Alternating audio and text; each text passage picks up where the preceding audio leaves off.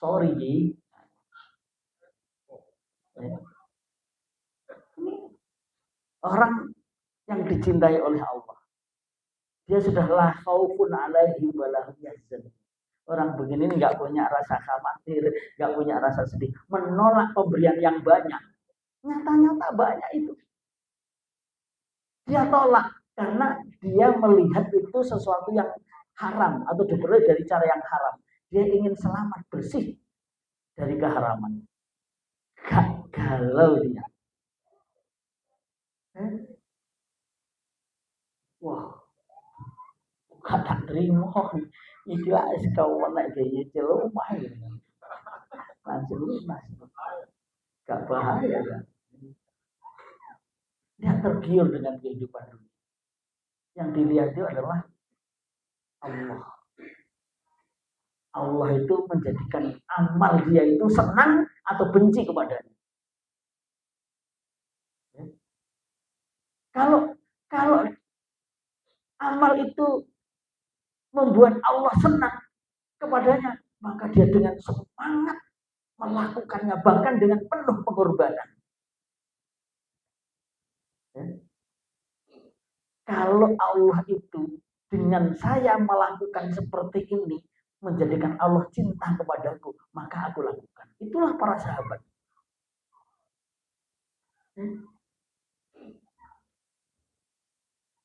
Ada seorang sahabat namanya Amr bin Al-Jamuh. Amr bin Al-Jamuh itu kakinya pincang, jadi pincang. Kalau dia berjalan dengan kaki satu. Di perang Badar, dia tidak bisa ikut perang karena cacat. Dia dapat rukhsah sebenarnya untuk berperang. Tapi di perang Badar, anak-anaknya ikut berperang. Dia iri dengan anak-anaknya yang berjuang di jalan Allah.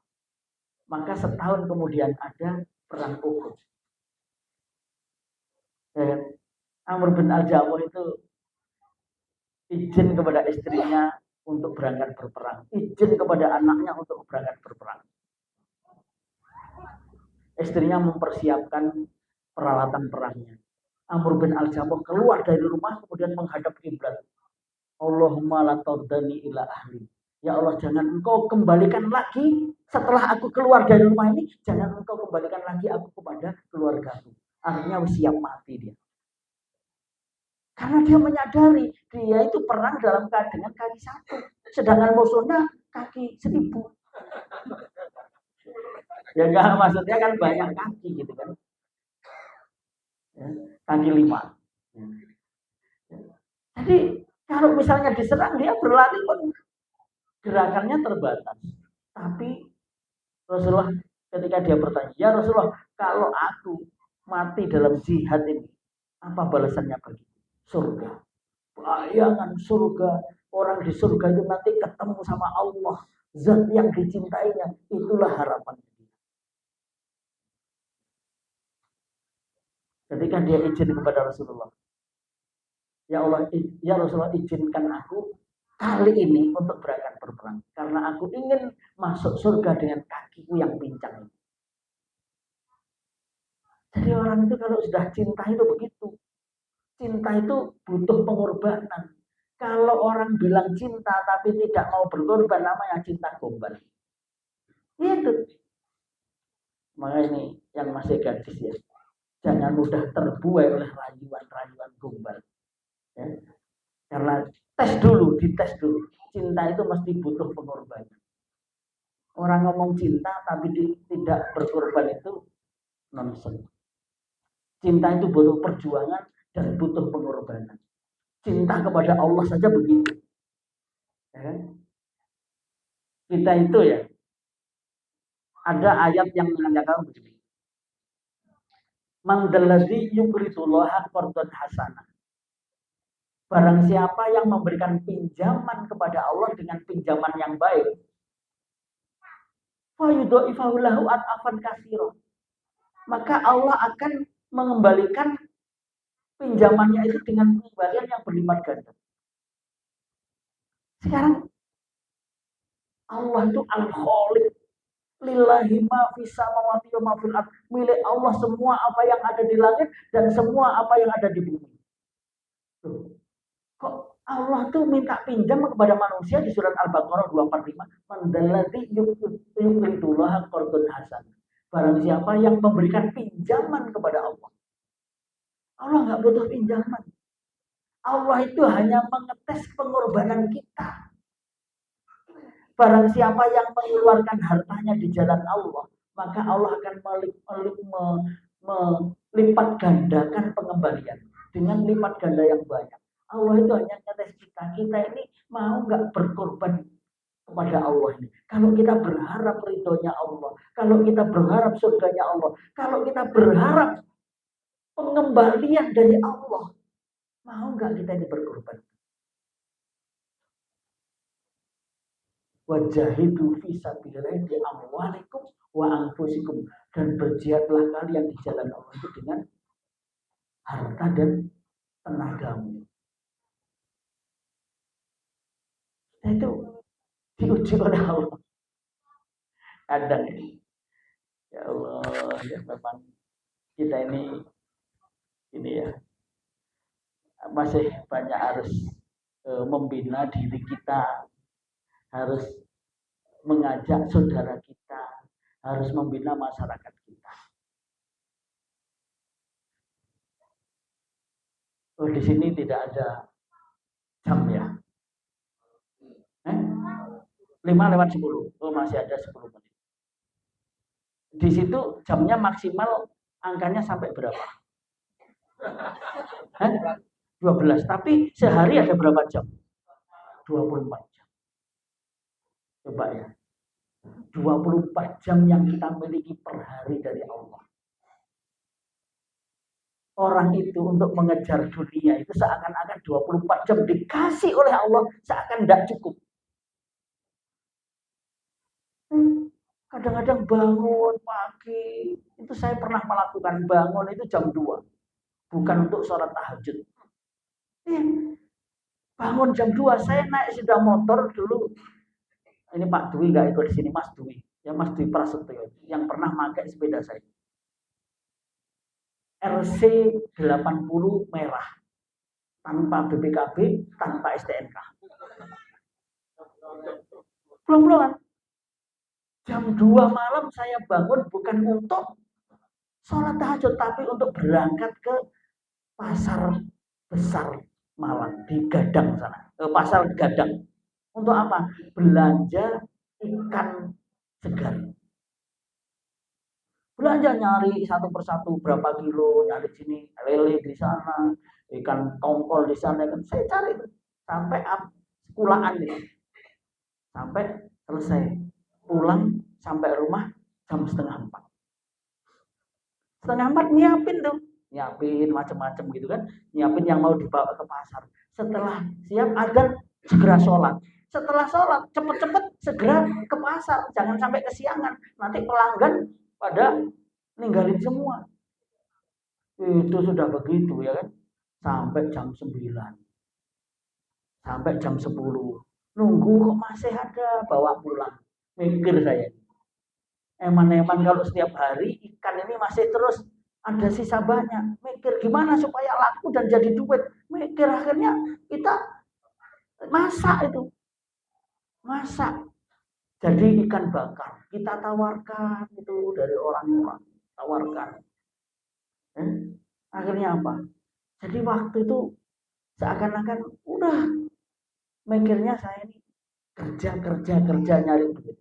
Andai kan Allah itu ngasih waktu kepada saya ini 50 jam per hari, masih kurang untuk nyari duit itu. Kadang-kadang kita ini suruh hadir ngaji rong jam, wangel, golek waktu wangel. Tapi kalau kerja 24 jam, lakoni sampai lembur-lembur. Kalau perlu selalu ada kopi di sini. Ngantuk pun ngantuk. Padahal kopi itu tahu nggak? Kopi itu minumannya para ulama. Kemarin saya sampaikan. Al-qahwah lil ulama. Kopi itu minumannya para ulama. Ya. Jadi dulu yang suka minum kopi ini para ulama. Untuk apa?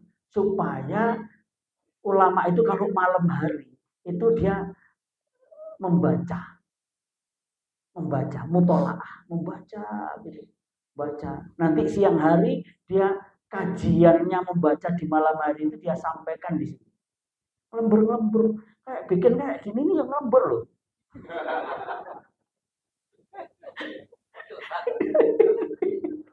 Curhat ya. Makanya bikin kopi. Ya, di rumah selalu ada kopi. Ya, gitu. Jadi al-qahwah lil ulama. Sampai begitu. Tapi sekarang orang kadang ngopi biar nggak ngantuk main game. Kalau masih remaja ya kan? Ya, remaja masih baca main Mobile Legends. Ya.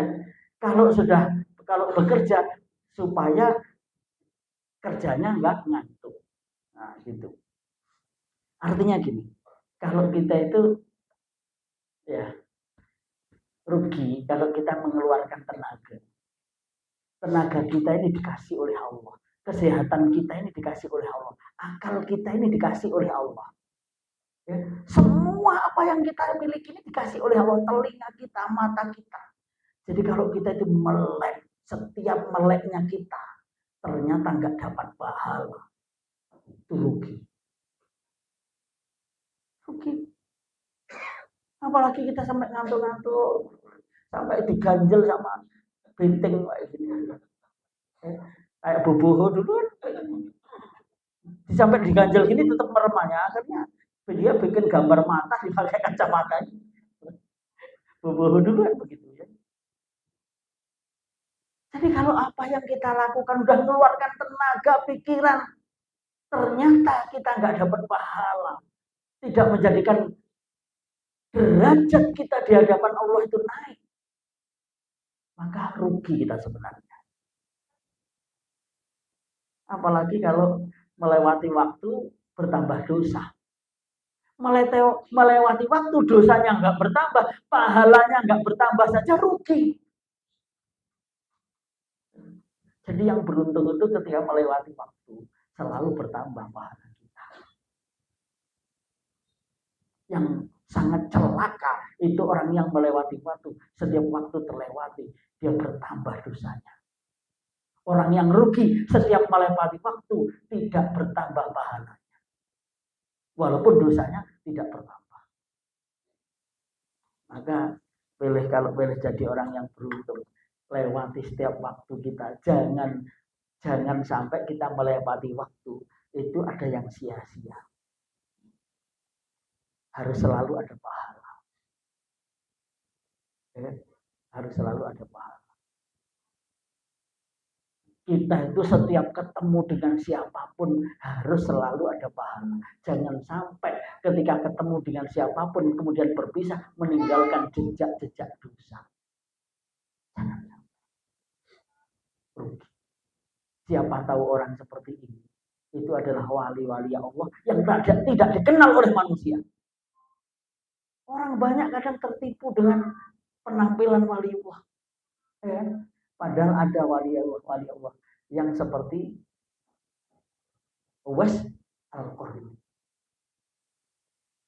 Wali Allah itu tidak perlu dikenal oleh manusia. Yang penting dikenal oleh Allah. Yang penting dicintai oleh Allah.